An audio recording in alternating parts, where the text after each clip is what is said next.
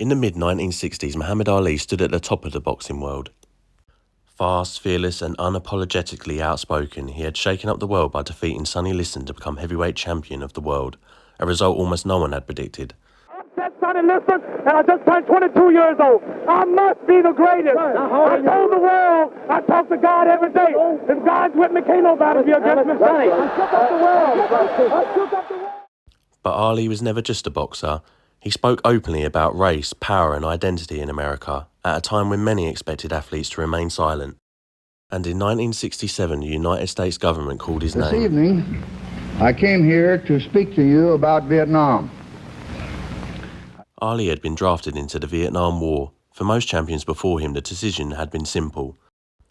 During the Second World War, Joe Louis had served proudly, becoming a symbol of American strength and unity, but Muhammad Ali saw things differently. Ladies and gentlemen, Mr. Muhammad Ali has just refused to be inducted into the United States Armed Forces. In 1967, the United States was deep in the Vietnam War. The government had begun calling young men to serve, and soon they would call the name of the heavyweight champion. But Ali refused. His reason was simple. He had converted to Islam and his beliefs would not allow him to fight in a war he did not believe in. But there was something deeper in his words, something that reached far beyond religion. My conscience won't let me go shoot my brother or some darker people or some poor, hungry people in the mud for big, powerful America and shoot them for what? They never called me nigger. They never lynched me. They never put no dogs on me, never.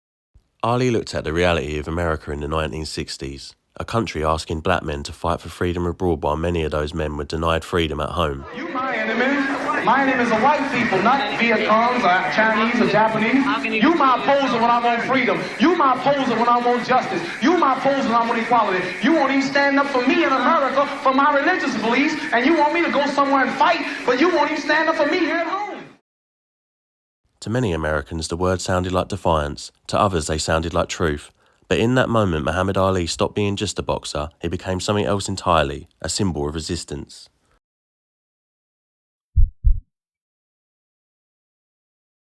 The consequences came quickly. In 1967, Muhammad Ali refused induction into the United States Army, and within hours the boxing authorities stripped him of his heavyweight title. Athletic commissions across the country banned him from fighting. At just 25 years old, in the prime of his career, the most famous boxer in the world was suddenly unable to step in the ring. Soon after, Ali was convicted of draft evasion.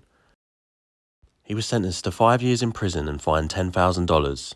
Though he remained free while appealing the decision, the damage to his career had already been done. For more than 3 years, Muhammad Ali was forced into exile from the sport that had made him famous.